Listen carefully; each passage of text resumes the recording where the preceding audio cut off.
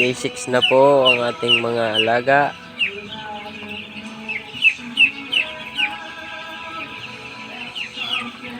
Gutom na po ulit sila. Halos kapapakain lang din kanina. Ubos na din po agad. I-share ko na lang din po pala sa inyo kung paano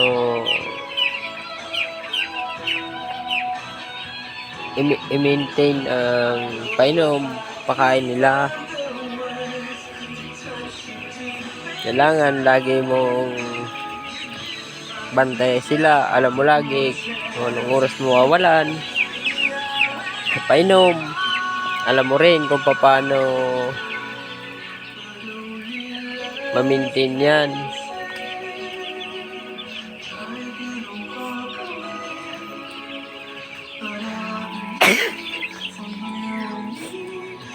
At mamaya na-try kung kakayanin kung mag-expand. Mag-i-expand na tayo doon sa kabila doon ay para hindi na sila sikip. Mga gaya, itsura. Pag sikip na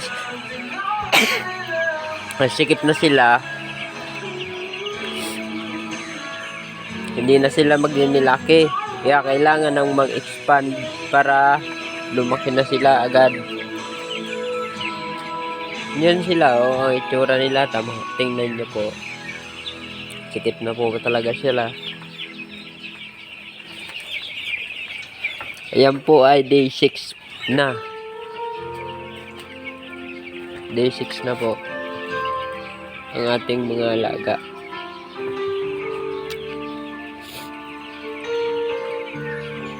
Pero gutom na po sila. Kanina lang ko lang po yung pinakain.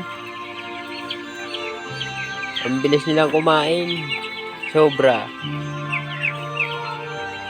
Tsaka kung may katanungan naman po kayo sa mga about sa gamot, about sa kung ano-anong page, paanong magandang page, depende po yan sa mga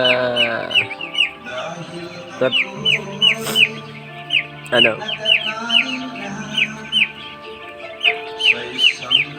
mga contact grower.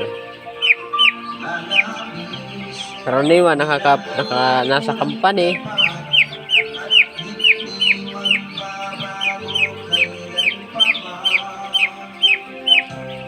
Sama sila, oh. Malakas nilang kumain yan. 6,000 heads ang aking alaga.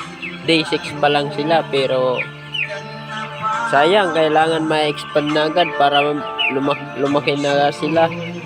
Hindi makalaki ng ayos. 5 days sila. 210 grams sa day 5. Samantalang yung day 4, 120 grams lang yun. Pagdating ng day 5, 210 grams. Ang laki na inilaki nila, bilis lang, isang araw lang. Basta yung naka-maintain lang lagi ang ating pakain. Ang bilis niyang lumaki. Basta mahal mo ang iyong alaga, mahal mo yung trabaho. Pinagsisikapan. Dito ko lang binubuhay ang aking pamilya. Pagiging boy sa farm.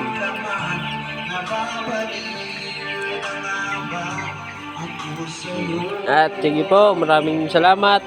Good morning po sa inyong lahat mga followers, loads, and God bless po sa inyong lahat. Salamat. Yan po.